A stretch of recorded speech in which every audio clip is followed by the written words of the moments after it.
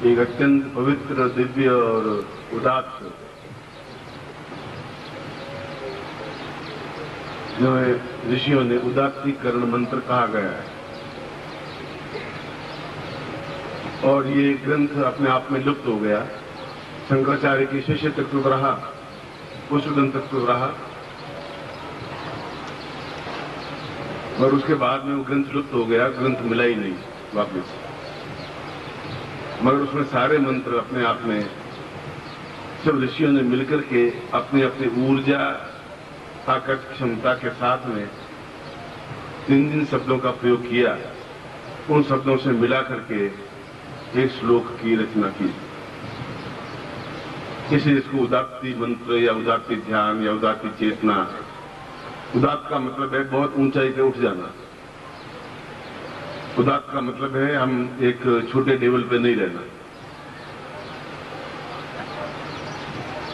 और मैं कई बार शिष्यों को अपने शिविरों में ये कह रहा हूं कि आप अपने आप को नहीं पहचान रहे हैं और अब शायद नहीं पहचान पाएंगे कि मैं क्या हूं और क्या बन सकता हूं।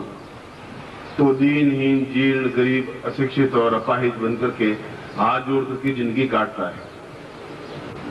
जिसके छाती में दमखम होता है, हौसला होता है, हिम्मत होती है, वो फिर दीवार नहीं देखता है कि आगे दीवार है या आगे पत्थर है या आगे पहाड़ है। उनकी वजह से हिमालय प्रदलित होता है, हिमालय के ऊपर पांव रखे जाते हैं। उन वीरों की वजह से नदियों को फलांगा जाता है, समुद्र को नापा जाता है। दीनहीनता का जमाना बहुत भुगत चुके, 50 साल भुगत चुके, और देखा जाए तो 5000 साल भुगत चुके। और हम दीनहीनता में खुश हैं क्योंकि हमें यही सिखाया गया है। हमें सिखाया गया कि बलवान बनना ही नहीं चाहिए। हमें सिखाया गया कि हम गरीबी अपने आप में बहुत बड़ा सुख है, क्षमा अपने आप में जीवन का आभूषण है। हमें बताया गया कि जैसे तैसे भी काम निकाल देना चाहिए, ये हमारे जीवन का उत्सर्ग है। और धीरे धीरे हम उस स्टेज पर आके खड़े हो गए जहां के आगे अंधेरा कुआं है। हो जाए तो भगवान की इच्छा, नहीं हो जाए तो भगवान की इच्छा। न भगवान आपको पहचानता है, न आपको भगवान ने पहचाना है, क्योंकि आपने भगवान को अपना परिचय देने की कोशिश ही नहीं की। कोशिश वीर और मर्द आदमी कर सकते हैं, कायर कुछ भी नहीं कर सकते। हमारा देश को कायर बना दिया गया है, और देश किसी जगह को नहीं कहते हैं। आप लोग मिलकर के जो चीज बनती है उसको देश कहते हैं। आप सब लोग भारतवर्ष से निकल जाए, देश खत्म हो जाएगा। देश को नई चीज, चिड़िया का नाम तो है नहीं, कहीं देश आके बैठ गए। आप इंडिविजुअल हैं, इकाई है, तो ये देश बनेगा। और इकाई टूट जाएगी तो देश अपने आप में टूट जाएगा। और युग ने अभी पिछले दिनों में 50 साल के बाद में एक अंगड़ाई ली, करवट ली, क्योंकि हम साधक हैं, मत नागरिक भी हैं, आर्यावर्ती हैं और भारतवर्षी हैं। और उन्होंने परमाणु विस्फोट किए। इस बात की चिंता नहीं की आगे क्या होगा, और जो ये बात सोचता है आगे क्या होगा, वो आगे कदम बढ़ा ही नहीं सकता। गीता में कृष्ण ने कहा है कि अतो वा प्राप्ति स्वर्ग जित्तो वा मोक्षते महि। अर्जुन तो चिंता ही बेकार कर रहा है। गीता में केवल युद्ध को ही बताया है कि कृष्ण ने, और कुछ गीता में एक भी श्लोक मुझे बताइए शांति का कोई श्लोक हो तो, जहां अर्जुन कहा कि शांत हो जा, आराम से रोटी खा, रिश्वत दे, और जैसे तेरी जिंदगी काट, और जो बीबी है उस बीबी से अपना पालन पोषण कर, बेकार कुछ फालतू मत कर। ऐसा एक भी लाइन हो, एक ही शब्द हो बोलिए। हर बार उसको उकसाया गया तुम युद्ध कर, तुम वीर बन, ये ऐसा काटना से बैठ मत। और इसी श्लोक के अंतर्गत कहा है कि यथो माम प्राप्ति स्वर्ग, यदि तुम युद्ध करते करते मर जाएगा तो चिंता की बात है ही नहीं।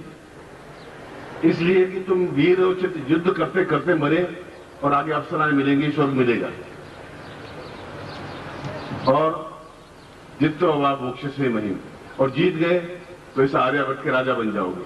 दोनों हाथों में तुम्हारा लड्डू है। जो मौत से डरता है वो कुछ कर नहीं सकता, वो जीत भी नहीं सकता, और तुम भी दोनों जगह खड़े हो और निर्णय नहीं ले पा रहे हो कि मुझे ऐसी घिसी पिटी जिंदगी। साल भर पहले भी आपने मुझे वही लाइन बोली थी कि जिंदगी मेरी ऐसी चल रही है। 2 साल पहले भी ऐसी बोली थी। इस बीच में 720 दिन हो गए। 720 में कम से कम 100 बार आपको मैंने ये जताया कि जीवन किसी भी वजह से ताकतवान नहीं बन सकता। घी खाने से शरीर ताकतवान बनता है। मन में जो ताकत, क्षमता, हौसला, हिम्मत, जोश, जवानी और हिमालय को परे धकेलने की क्रिया मन के अंदर होती है। ऐसे सुदृढ़ मन में वे वीर आत्माएं और वीर देवता स्थापित होते हैं। और मैं जानता हूं कि आप में से 20% मेरी बात को समझ पा रहे होंगे, 80% केवल श्रोता हैं। चलो गुरु जी ने बोल दिया और हमने सुन लिया, और मैं भी सोचूंगा चलो सुन लिया तो सुन लिया, क्योंकि आप में परिवर्तन होने की क्रिया है ही नहीं। आप में चैलेंज उठाने की क्रिया नहीं है। आप हिम्मत हौसले के साथ बढ़ने की क्रिया नहीं है। कृष्ण ने कहा है कि अगर तू मर जाएगा घबरा मत, तू मर जाएगा तो ज्यादा अच्छा है। युद्ध में लड़ता लड़ता मरेगा और आगे स्वर्ग तैयार बैठा है, और जीत गया तो इस आर्यावर्त का राजा ही बनेगा। नुकसान तेरा कहां है? इसलिए धनुष लेके नीचे बैठने की जरूरत नहीं है। ये मेरे बाप है, ये मेरे माँ है, ये मेरे दादी है, ये मेरी चाची है, और ये मेरे काकी है, ये मेरे काका जी है। उससे तुम्हारी जिंदगी कैसे कटेगी? तुम क्या हो मुझे ये बताओ। तुम तो कायर बुद्धि लेकर रथ में बैठे हुए एक इंसान हो, घृणित कीड़े की तरह हो। कीड़ा भी फिर भी रेंगता है, तुम रेंग नहीं पा रहे। इस श्लोक का भावार्थ क्या था? श्लोक का भावार्थ था कि कृष्ण उसको बता रहे थे कि युद्ध जरूरी है तुम्हारे लिए। बिना युद्ध के, बिना संघर्ष के आदमी विजय प्राप्त कर नहीं सकता। युद्ध चाहे तुम्हारे परिवार से हो, युद्ध चाहे समाज से हो, और युद्ध होगा ही। आप नहीं करेंगे तभी युद्ध होगा, और आप टेंस में मरेंगे। गीता ने 2 बार, दूसरी बार कही कि जीतेगा तो तुम्हें स्वर्ग मिल जाएगा, हारेगा तो जीतेगा स्वर्ग मिल जाएगा। मैं कहता तुम कायरता जीते रहोगे तो औरतें गालियां देती रहेंगी, बच्चे गालियां देते रहेंगे, तुम सुनते रहोगे, मर जाओगे, कफन ओढ़ करके शमशान में सो जाओ। दोनों हाथों में लड्डू है तुम्हारे, कोई तकलीफ नहीं है। कृष्ण ने ऐसा कहा, मैं आपको ऐसा कह रहा हूं, और आप उसी रास्ते पर चल रहे हैं। कायर बुज़दिल हौसला कर ही नहीं सकते, किसी की बात को गले में नहीं उतार सकते, हृदय में धारण कर नहीं सकते। इतना हौसला उनमें है ही नहीं। वो हर बार मरता है, एवरी मिनट मरता है, फिर एवरी मिनट जिंदा होता है। किसी ने गाली दी, चुपचाप क्षमा वीर से भूषणम, चलो क्षमा बड़ा, अपन क्षमा बड़न को चाहिए। बड़ा कौन सा? 20 साल का बड़ा, 50 साल का बड़ा, कसी से तुम्हारा बड़ा है कौन सा? तुम्हारे घर में 85 साल का, वो तुमसे फिर बड़ा हो गया। 90 साल का, वो तुमसे और बड़ा हो गया। फिर बड़ा क्या? बड़ा का मतलब है तुम्हारे आत्मा में कौन बड़ापन है, हिम्मत है, हौसला है।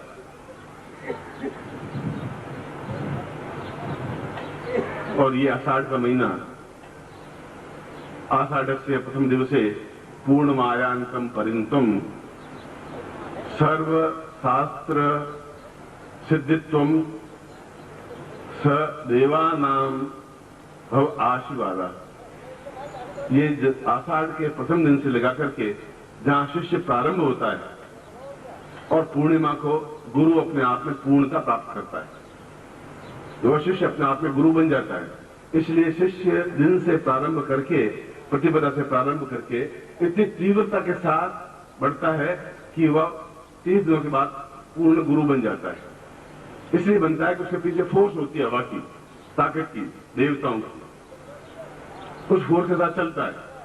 अगर वह तेज आंधी चले, आपके पीठ के पीछे आप तेज चले और आप पेड़ के तना पैर के बैठ जाए कि नहीं आंधी में तूफान गिर जाएंगे, मर जाएंगे, रेत बहुत उड़ेगी, अपन को यहाँ ठीक है, सेफ्टी है, घर बच्चे इंतजार करी होगी, बच्चे इंतजार करे होंगे, तो भी तुम्हारे हाथ में लड्डू है। क्योंकि जिंदा तो रहे, सांस तो ली, अभी बच्चों से मिल तो लिए। इससे बड़ा सौभाग्य तुम्हारा और हो ही क्या सकता है? मरोगे खाट में पड़े रियां से हुए, दवाएं लेते रहोगे, 25 दवाएं लोगे और भुगतोगे, भुगते भुगते मर जाओगे। होना तो वही है। तो रात दिन देखते, तुमको नहीं बात देख रहा, तो परिवार में देख लो। उस जीवन को तुम क्यों आने दे रहे हो? उस जीवन में क्या सुख है तुम्हारा? बीमारी अगर प्राप्त करनी है तो 4 से डॉक्टर के पास चले जाओ, अपने आप 4 से बीमारी शरीर में चली जाएंगी। कोई आलोचना करता है, कोई गाली देता है और आप चुपचाप सुनते रहते हो, कायरों की तरह या बुजदिलों की तरह, तो उसके पीछे बीता की तरह तन करके खड़े हो जाएंगे, मर क्या जाएंगे, क्या हो जाएगा, नुकसान क्या हो जाएगा, और हो जाएगा तो भुगत लेंगे। भारत सरकार ने भी 5 विस्फोटों किए, उन सबको मालूम था कि वापस परमाणु विस्फोट होंगे। ये मालूम था कि देश में, पूरे संसार में हमारे विरुद्ध लॉबी खड़ी हो जाएगी। ये मालूम था कि पैसे नहीं मिल पाएंगे, मगर ये मालूम था कि विजय दिखानी जरूरी है।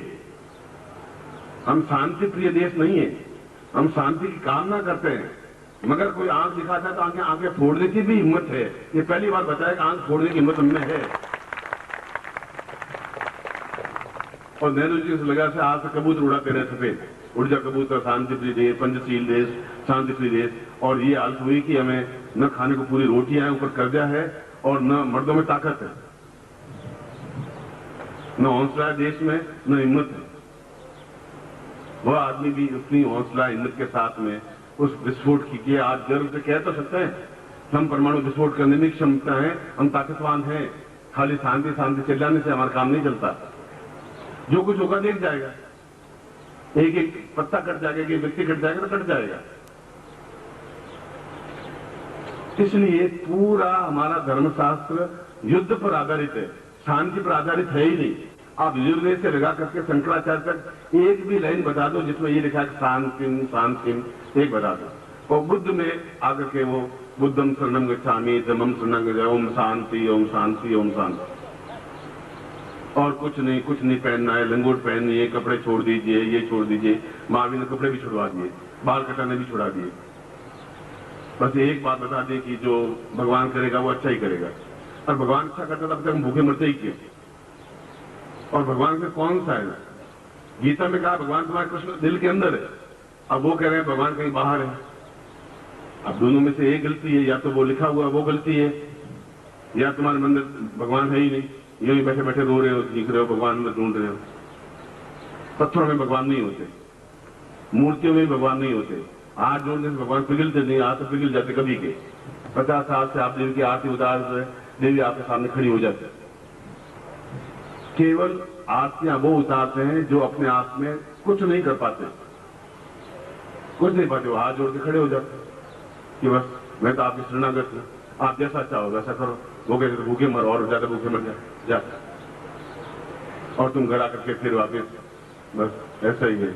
जो चल रहा था इस बार खेती और कमजोर हो गई, 2 बैल मर गए, व्यापार में घाटा हो गया, लड़ाई झगड़े करने लगी, और हमारे 60 साल की उम्र के हुए 58 साल में मर गए। तुमने मृत्यु की कामना की है। जो ज्यादा याद करता है वो जल्दी पास में आती है। बार बार मृत्यु की याद करोगे, मृत्यु बहुत जल्दी पास में आ जाएगा। अब मरना ही है, अब मरना ही है, अब राम राम का नाम करोगे तो राम भगवान पास में आएंगे। मौत मौत याद करो, मौत पास में आ जाएगी। और तो मृत्यु का सोचते हैं भगवान इससे पिंड छूटे, मर जाए तो ज्यादा अच्छा है, इस गरीबी से छूट जाए, इस और से पिंड छूट जाए, ये पति ऐसे छूट जाए, ये भगवान तो मौत दो। और जितनी बार मौत मांगोगे उतनी बार मौत 2 फुट नजदीक आएगी और नजदीक मर जाएगी। और मरने के लिए तुम पैदा हुए नहीं, पैदा हुए ताकत के लिए, क्षमता के लिए। एक अकेले आदमी ने हिम्मत की कि देखा जाएगा, विस्फोट कर देंगे, कर देंगे। जो संसार जो कुछ करेगा, क्या किया संसार ने? वापिस जापान ने पूछा, अनुदान वापिस दे दिया, अमेरिका ने वापिस जो अनुदान देनी थी वो वापिस दे दी, और वापिस उनको विश्वास होगा ये है। अब अगर दूसरा कोई लड़ाई करता है, हम वापिस लड़ाई के लिए तैयार हैं। वो 2 मुक्के मारेंगे, हम 5 मुक्के और मारेंगे, हमारे पास तो मुक्के की ताकत है। तो हमारे पास तो एक देवता नहीं है, 33 करोड़ देवता हैं। लोगों के पास तो कोई ईसा मसीह है, कोई एक देवता पकड़ के बैठे हुए। हम तो ये नहीं तो ये थे, हनुमान जी नहीं तो रामचंद्र जी सही थे। बहुत सभी ताकतवान है, सभी के पास लड़ाई झगड़े तलवार कटार है। इतने देवता होते हुए भी, और देवता मीन्स आप शुद्ध आयुध, मन में हिम्मत, मन में क्षमता। ये आषाढ़ के पहले दिन में शिष्य को गुरु क्या समझाता है, क्यों समझाता है? इसे समझा, दिन तुम्हारे पास 30 है और तुम बिल्कुल एक व्यामूढ़ और गरीब और एक अपाहिज शिष्य बन करके रह जाओगे। तुम्हें गुरु पूर्णिमा के दिन गुरु बनना है, उसमें ज्ञान प्राप्त कर लेना है। इसे दोनों दिन आषाढ़ में रखे गए। जब मगरध्वज का पुत्र जसुर कृष्ण के पास में गया और युद्ध, महाभारत का युद्ध हो रहा था भयंकर, अकेला व्यक्ति कम से कम 1000 व्यक्तियों को काट दिया 15 मिनट में। अर्जुन ने कहा क्या हो रहा है कृष्ण? उसने कुछ नहीं हो रहा है, आज तो समाप्त हो जाएगा, पांडव बचेंगे ही नहीं, बहुत ताकतवान है, बहुत क्षमतावान है। अकेला व्यक्ति 1000 व्यक्तियों को काट लेता है। शाम को कब हो गया? अभी तो 11 बजे। आप उसका जोर, उसकी ताकत, उसकी क्षमता देखिए। सब सेनाएं स्तब्ध हो गई हैं, लड़ाई झगड़ा बंद हो गया, उसकी युद्ध देख रहे सिर्फ। तो देखा जाता युद्ध, कायरता नहीं देखी जाती, बुजदिली नहीं देखी जाती। अर्जुन को भी सोचने के मजबूर होना पड़ा, कृष्ण को भी सोचना पड़ा कि क्या करें। बलवान की सभी जगह क्षमता होती है। उस जगह उसको पास में बुलाया कृष्ण ने युद्ध में। उसने कहा तुम भीम के पुत्र हो, मकरध्वज के पुत्र हो, मैं तुम्हें जानता हूं। और भीम, हम 5 पांडवों में से, उसका बेटा मकरध्वज, उसका बेटा तुम जरथुस्त, ये इतना क्या कर रहे हो? उसने कहा मैं कुछ नहीं चाहता हूं, युद्ध चाहता हूं। युद्धम देहि, लेना है तो युद्ध दीजिए, बातों को मुझे मत फुसलाइए, सामने आके खड़े होइए। ये बातें बहुत हो चुकी, महाभारत में बहुत चुका। तो उसने कहा इसमें तो खुद हो रहा है, तुम पोते हो। उसने कूटनीति का काम दिया कि हूं उसको साबुन से थोड़ी धुला जाता है, और दादा की आज्ञा मानना जरूरी है। ये नैतिक मर्यादा नहीं है, ये नैतिक मर्यादा है। तुम नैतिक मर्यादा छोड़ के युद्ध करो, हम तैयार हैं, या फिर मेरी बात नैतिक मर्यादा की मान लो, तो मैं तैयार है। उसने कहा आप कहिए, मैं पहली बार आपकी बात मानने को तैयार है। उसने कहा मैं गर्दन, तलवार तुम्हारी गर्दन काटूंगा और तुम्हें समाप्त करूंगा। अगर युद्ध तुमने मांगा है, मैं युद्ध दूंगा, और तुम्हें मरना पड़ेगा, और कोई चारा नहीं। अब उसको ये मालूम नहीं था कि कृष्ण इतना सारा खेल खेल लेंगे। तो कोई बात, मैं शांति खड़ा हूं, तलवार से गर्दन काट ली, मुझे एक बात रखिए, सबसे ऊंचे टीले पर मेरे मस्तक रख दीजिए, जिसे महाभारत युद्ध को पूरा देख सकूं। और आप कितनी कूटनीति चलाते हैं, क्या करते हैं, बस मैं आप आंखों से देखना चाहता हूं। मैं वापिस जन्म लूंगा और वापिस आपसे युद्ध तो करूंगा ही मैं। ये और बता देता हूं कि मेरा जीवन का धर्म युद्ध है। मैं कायरता से नहीं मरूंगा, आप शब्दों से मर रहा हूं। और उससे पहले कृष्ण जब उसको मारने से पहले सानीपन आश्रम में गए, युद्ध के बीच में उन्होंने कहा कि जब उसको मार देगा, बर्बाद कर देगा मैं। उसने कहा कि उसने जब तक आप विजय माल दीक्षा नहीं लेंगे, और तुमने ली नहीं, तो सभी तुम्हारे ऊपर, तुम सब पे हावी नहीं हो जाओगे। विजय माल से तुम सफलता प्राप्त करते, मैं तुम्हें विजय माल दीक्षा देता हूं, तुम वापिस जाओ और युद्ध करो। अब वो युद्ध करने का हमारे, तो तुम युद्ध करो। कूटनीति का आश्रय लेना, कूटनीति लो, मगर विजयी हो। और उसने विजय से दीक्षा दी, और वहां से वापिस वो उस कालखंड से आया। कालखंड का तात्पर्य है हमारे 24 घंटे, और उस समय के 1 मिनट कालखंड का बड़ोबर था। और आकर के उसने कहा कि मैं युद्ध करने लिए तैयार हूं, और मैं तुम कहो तो मेरी मर्यादा जो तुमने बात कही उसको रखने के लिए तैयार हूं। उनका मुझे मालूम है तुम कहां गए हो और क्या विजय माल ली है, वो मुझे दीक्षा मालूम नहीं है, और मरना मुझे है, और मृत्यु से घबराता नहीं हूं। हाँ, मेरा गला काट लीजिए, मगर इतनी एक युद्ध खत्म होने तक बिल्कुल मैदान के ऊपर मेरा युद्ध रखोगे, सत्य रखोगे। ये सारी घटना क्या है? विजयश्री का मतलब है हर जगह विजय प्राप्त करने की क्रिया है। वो थी नहीं तो सोचा कि मारा जाऊंगा, ये अर्जुन मारा जाएगा, भीम मारा जाएगा, वो तो आंधी की तरह बढ़ रहा है। तो कृष्ण ने उसका सिर काट करके शिरश्चंद स्वाम यशुसाम पूर्वतम भवे, सबसे ऊंचा टीला था, वहां जो उसको रख दिया। आज भी कृष्ण सबसे पहले पूजा से पहले जरथुस्त की पूजा करते हैं। टीरी गढ़वाल में देखें तो जरथुस्त के मंदिर है वहां। इतना वीर, इतना हिम्मत, इतना हौसले वाला था, क्योंकि उन्हें एक ही बात है कि शांति, कायरता, बुजदिली वो मेरी जिंदगी में नहीं चाहिए। और कृष्ण ने सोचा कि अगर नहीं जीतूंगा तो मैं कृष्ण कहलाऊंगा कैसे, जाना पड़ेगा मुझे शांतिपन के पास, ये दीक्षा रह गई मेरी, और विजय से दीक्षा मुझे लेनी है। जीवन के प्रत्येक क्षेत्र में सफलता प्राप्त करनी है।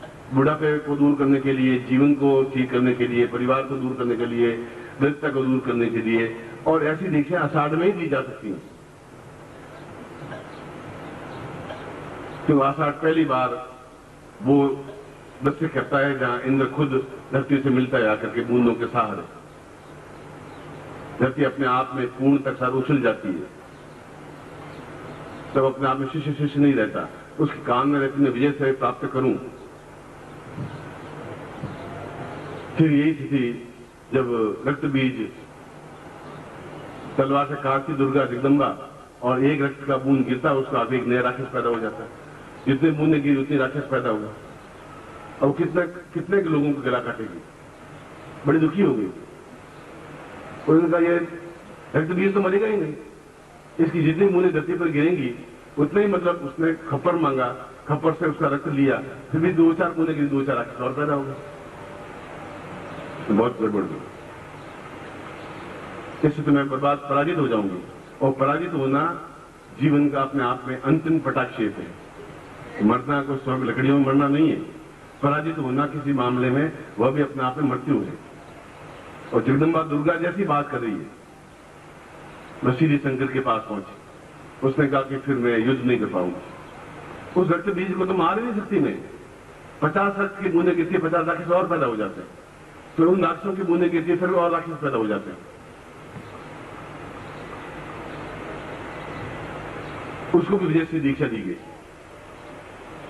उसने कहा कि त्रिशूल तुम्हें देता हूं, और त्रिशूल धारणी बनकर के 550 दीक्षा लीजिए तुम, मैं तुम्हें दीक्षा देता हूं, क्योंकि तुम्हें विजय प्राप्त, तुम्हारी विजय देवताओं की विजय होगी। ये 550 दीक्षा तुम लीजिए, और तुम लेके वापस युद्ध स्थल में जाइए। सहायता से यहां बैठने का काम नहीं चलेगा, वापस युद्ध करिए, वापस जीतिए। और 550 दीक्षा लेकर के शंकर से वापस आई, और दर्प से बोली, यो माम जयति संग्रामे यो में दर्पम जपोति यो में प्रतिबलो लोके समय बढ़ता भविष्यति। मेरा तुम पति बन सकते हो रक्त बीज, मैं तुम्हारी पत्नी बनने को तैयार हूं, पर यो माम जयति संग्राम में, तो संग्राम में तुम मुझे विजय प्राप्त करके दिखाओ। यो में दर्पम जपोति, तुम मेरा घमंड को चूर चूर करके दिखाओ। और यो में प्रतिबलो लोके, ये इस बात का सिद्ध हो जाना चाहिए तुम बलवान है, मैं बलवान हूं। अगर मैं बलवान हूं तो फिर तुम्हें छोड़ूंगा नहीं, अपना उठा के ले जाऊंगा, हाथ पकड़ के नहीं ले जाऊंगा, आना ही पड़ेगा तुम्हें पीछे। और उसने 550 में यह है कि जितने खून की बूंदें निकलती हैं 550 सोखता लेता है, जमीन पर गिरने ही नहीं देता। और 2.5 घंटे तक युद्ध हुआ, और वो हक्का बक्का रह गया। क्या हुआ? रक्त बीज का मेरा शंकर का वरदान क्या हुआ? कहां वापिस राक्षस बनने लगे, और उसको समाप्त किया। रक्त बीज उदय देवी चंड मुंड विनाशिनी रूपम देही जैन देही यशो देही दुसो देही। जो रक्त बीज वध करने वाली देवी को याद करते हैं, उसको रूप मिलता है, जय मिलता है, यश मिलता है। ये सारी बातें उस तथ्य को इंगित करती हैं कि हम केवल सुने ही नहीं। ये 2 दिन है, ये आषाढ़ के दिन है, और आषाढ़ के दिन अपने आप में वैवाहिक दिन है, जहां सर्वत्र विजय मिलती है। और कई वर्षों से ये स्थिति चलती आ रही है। तो पहली बात तुम और हम पैदा नहीं हुए, पहली बार हम तुमसे नहीं मिले। जो दिन का उपयोग नहीं कर सकता वो कुछ कर ही नहीं सकता, जो समय का उपयोग नहीं कर सकता वो नहीं कर सकता। जो बनिए गिनते रहते हैं जेब में हाथ डाल करके कि 10 का नोट, 20 का नोट, बिगड़ दे, 1 का नोट सारा मिल जाएगा, और 1 का नोट नहीं मिला, 2 का नोट डाल के देख ले, नहीं वो अंदर का अंदर टूटता बिगड़ के गिन क्या रहे हो, कहीं कुछ अटका हुआ पड़ा है क्या? उनका नहीं 2 मिनट है, 20 घंटे बाद 20 मिनट बाद उसको 1 का नोट मिलता है, खड़ा चूड़ा चले। तुम खुद मुझसे ज्यादा भिखारी था, 20 मिनट रुपए को गिनते में लगे, और तुम रुपए गिनते रहते कि अब दीक्षा लें करें क्या, बहुत मुश्किल हो जाएगी। जाने दो यार, गोली मार। अपन बहुत चतुर चालाक बनी है, उससे भी हम चालाक, गुरु जी चालाक, ऐसा करके फिर आप इस बार बैठ जाते हैं, और ऐसे ही करोगे। क्योंकि वे साधु लोग, जैन लोग बस या तो भूखों मरते हैं या मृत्यु प्राप्त होते हैं, लोग विजय प्राप्त कर नहीं सकते। अहिंसा परमो धर्म, किसी की हिंसा करनी नहीं चाहिए। मैं कहता हूं हिंसा परमो धर्म, हिंसा करोगे तो धर्म होगा। बस ये जमाना चलेगा ही उस समय कि वो मारे, आप हाथ छोड़ के इला, वो कहे ईसा मसीह 1 थप्पड़ मारे तो दूसरा गाल भी सामने कर दो, काय के लिए कर दे, 5-6 थप्पड़े और मारे, उसको साला का याद ही रहेगा जिंदगी भर, आप इस गाल सामने करेंगे। हम ऐसी कायरता से जिंदगी जिए ही क्यों? बहुत जी चुके तुम जिंदगी। उस प्रकार के स्त्री में वह पाशुपतास्त्री दीक्षा इन दिनों में दी जाती है, आषाढ़ में। चाहे अगर आपके माघ महीने में माइंड में आया तभी दिवस इन दिनों में दीक्षा ली जाती है। हर एक दिन का समय होता है। आप दोपहर का टाइम है तो दोपहर का टाइम है, 5 बजे दोपहर का टाइम नहीं होगा, संध्या काल होगा। उसमें हिसाब गणित नहीं होती है, या तो इस पार या इस पार। जिंदा रहेंगे तो यश मिलेगा, उस जगह पहुंच जाएंगे, मर जाएंगे तो भगवान के देवताओं के गुरु के चरणों में है, पहुंच जाएंगे स्वर्ग में भी। पर एक जगह खड़े नहीं रहेंगे कायरता के साथ। इस बात पत्रिका में छपा है, हमने भी परमाणु विस्फोट किया है अध्यात्म का। तुमने लोगों को मारने के लिए किया है, हमने लोगों को जिंदा करने के लिए किया है। हेडलाइन बहुत विखंडन हुआ 81 में, ये तो अब किया हमने 81 में कर दिया था परमाणु विखंडन। और ये परमाणु विखंडन के टुकड़े मेरे पास में, तो एक एक टुकड़े में भी इतनी ताकत है, क्षमता है। ये दोनों स्थितियां इस बात को सूचित करती है कि आप तमाशबीन नहीं है, और तमाशबीन हो तो बाहर एक बंदर लिए हुए लड़का खड़ा है, रखा छोड़ देगा, 5 रुपए दिए, मैं भाई कोई तमाशबीन हो तो तुम आगे डुगडुगी बजा करके बंदर को नचा देना।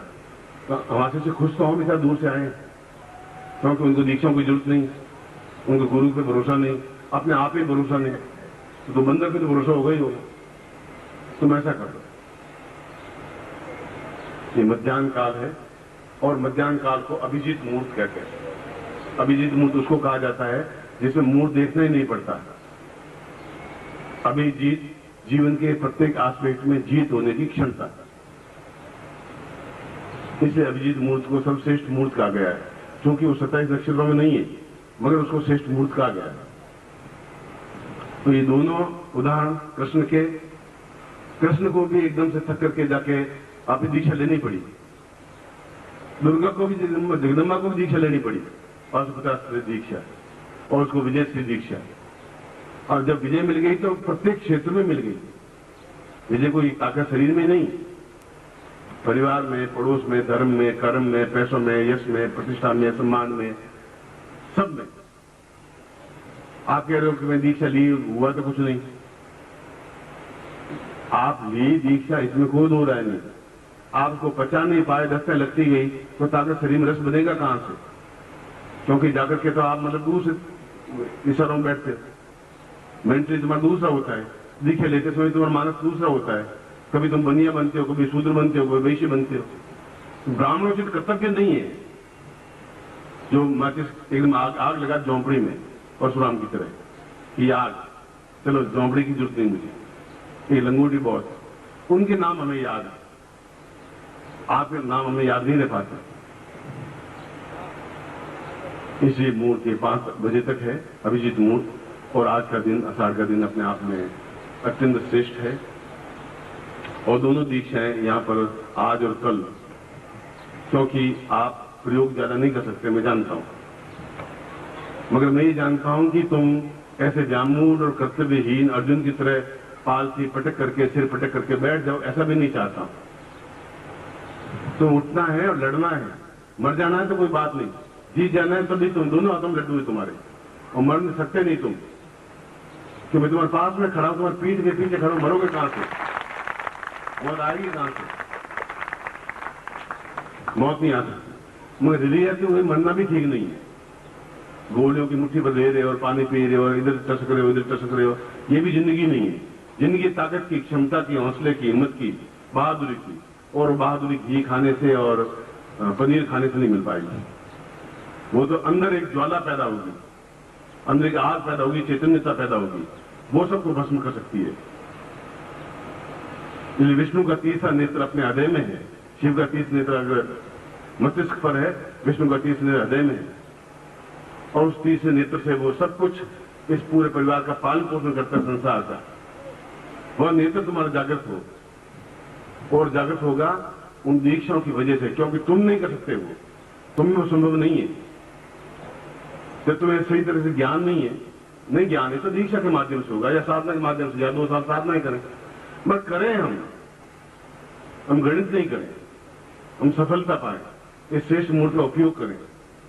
सही ढंग से करें, उसमें गणित नहीं करें। बनिया आप 2 दिन छोड़ दीजिए, बनिया पढ़ने 2 दिन दीनता भी देखिए छोड़ दीजिए, ये शूद्रपन भी दिखा छोड़ दीजिए। मैं दीन हूं, मैं गरीब हूं, मैं अपाहिज हूं, मैं निर्धन हूं, मेरे पास तो कुछ है ही नहीं। अगर तुम्हारे पास कुछ नहीं है तो मेरे जेब में 20,000 रुपए है, एक हाथ काट के मुझे दे दीजिए, लाई मैं 20,000 रुपए दे देता हूँ, लाई तुम्हारा दाहिना हाथ काट करके अरे मुझे दे दीजिए 20,000 रुपए, अभी दे देता हूँ। तुम दूसरा हाथ काट लीजिए, 20,000 रुपए और तुम्हें मिल जाएंगे, लाई। तुम कहते तुम्हारे पास कुछ नहीं है, मैंने 40,000 रुपये तुमने अभी 2 शब्द में बता दिया, एक टांग काट के दे दीजिए, 15,000 रुपये तुम्हें देता। पूरा शरीर तुम्हारा कम से कम 50 लाख का है। आपको जिसको पैसे चाहिए, मेरी जेब में पैसे मैं अभी देने को तैयार हूं, आइए सीधा दाई नाक कटवा दीजिए, 20 रुपये ले लीजिए। फिर और पैसे कम पड़े तो दाई नाक कटवा दीजिए, 20 रुपये तुम्हें और। चलिए, अब तुम गरीब हो अमीर हो मुझे बताओ? 50 लाख के मालिक तो तुम एक हाथ पर हो और तुम फिर हम गरीब है, तो 2 बातें एक साथ नहीं चली। या तो तुम गरीब हो नहीं, और गरीब हो तो मैं तुम्हें कह रहा हूं मैं अमीर तुम्हें अभी बढ़ा देता हूं 2 मिनट में।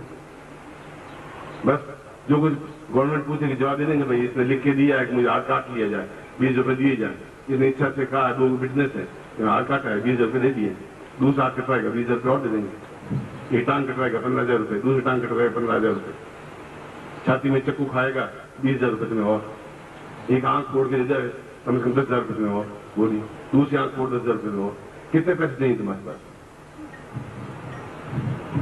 और तुम कह रहे हो गरीब हो, तो मैं कह रहा हूं तुम जहां बैठे हो वहीं पर कुबेर हो, तुम्हें उसका पता है ही नहीं, और तुम जेबों में हाथ डालते हो। जेबों में क्या है? जेब में तो सीधी एक जगह है, उसमें पैसे उसमें नहीं होते, पैसे होते हैं तीसरी आंख में, ताकत में, क्षमता में, हिम्मत में, हौसले में, जोश में। और ऐसी क्षमताएं कृष्ण ने की हैं, जब मुसीबत में आए तो उस युद्ध के बीच में छोड़ करके विजय की दीक्षा ली, जगदम्बा को लेनी पड़ी, उसको भी बीज को समाप्त करने के लिए तुम्हारे संसार जीवन में फिर रक्त दीजिए। इसलिए जब यहां से जाएं अपने आप में धनवान और ताकतवान बन के जाएं। युद्धम देही, हर क्षेत्र में एक ही बात, क्या तुम्हारा असर करेगा, कौन क्या कर पाएगा? क्योंकि तुम्हारे पास तीसरी आंख है, 6th आई है, कोई तुम्हारा बिगाड़ नहीं सकता, और बिगड़ नहीं सकता, और बिगड़ जाएगा तो क्या हो जाएगा? जाएंगे 10-15,000 रुपए, इतना ही तो बात होगी, जाने दीजिए और कमा लेंगे। गुरुजी 15,000 रुपए में डूब गए, आप उपाय कर लीजिए, 15,000 रुपए कमा लीजिए, मैं तुम्हें कमा के देता हूं, मैं वचन देता हूं तुम्हारा, मेरे पास रास्ते हैं। अगर पैसे ही तुम्हारे बनियागिरी बहुत अच्छी है तो फिर ये सबसे अच्छा रास्ता है। और दीनता हीनता शुद्ध दिखाते हैं, मैं बहुत गरीब हूं, अपाहिज हूं, मर रहा हूं, भूखे मर रहा हूं, और मेरे पास खाने की रोटियां नहीं है, और 100 रुपए कर्जा दे दीजिए, रोके तो 100 नहीं दे सकता, और तुम उसी से मरते हो। एक बार उधार मिला ही नहीं, फिर दूसरी बार वापस पैदा, फिर मरते हो। ऐसी जिंदगी जी क्यों रहे हो? उसमें मुझे शर्म आती, तुम मेरे शिष्य हो। इसलिए न तुम्हारे पास मौत आ सकती है, न हानि आ सकती है, और न पराजय आ सकती है, आ ही नहीं सकती अगर इन आषाढ़ के दिनों का उपयोग करें। मैं अभी 2 दीक्षा आपको बता रहा हूं, 2 दीक्षा के बाद 3 दीक्षा और शाम को बताऊंगा, और कल का और प्रोग्राम तुम्हें समझाऊंगा।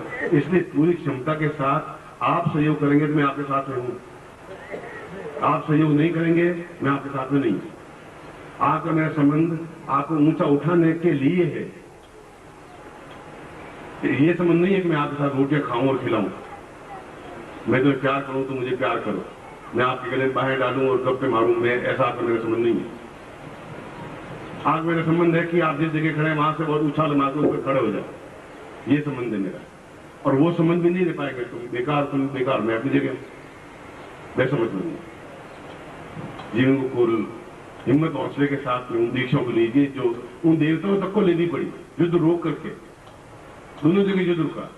महाभारत के युद्ध को एक क्षण के लिए रोक करके जाके दीक्षा लेके आए, विजय से दीक्षा। जगदम्बा को युद्ध रोक करके जाना पड़ा रुद्र के पास कि मुझे विरूपाक्ष त्रिशूल दीजिए जिससे कि मैं रक्त बीज का वध कर सकूं। और आज भी जगदम्बा पूज्य है, आज भी कृष्ण पूज्य है, और आज भी आप पूज्य हैं।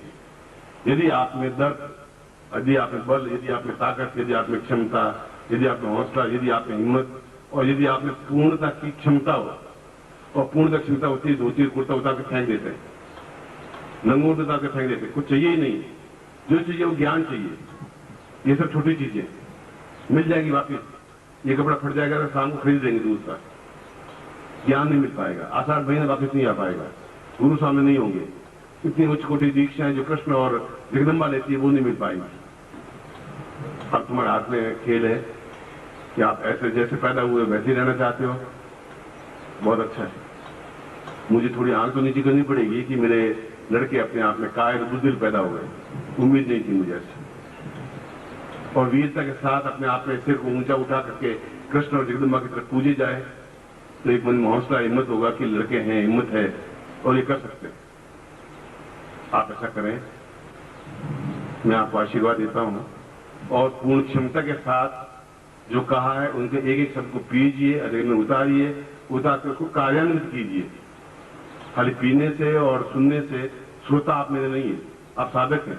और साधक का मतलब गुरु ने कहा और उसने किया। उसके लिए एक घटना घटती नहीं है कि एक बार कहें, 2 बार कहें, 4 बार कहें। मैं कहता ही नहीं, मुझे उसकी जरूरत है ही नहीं।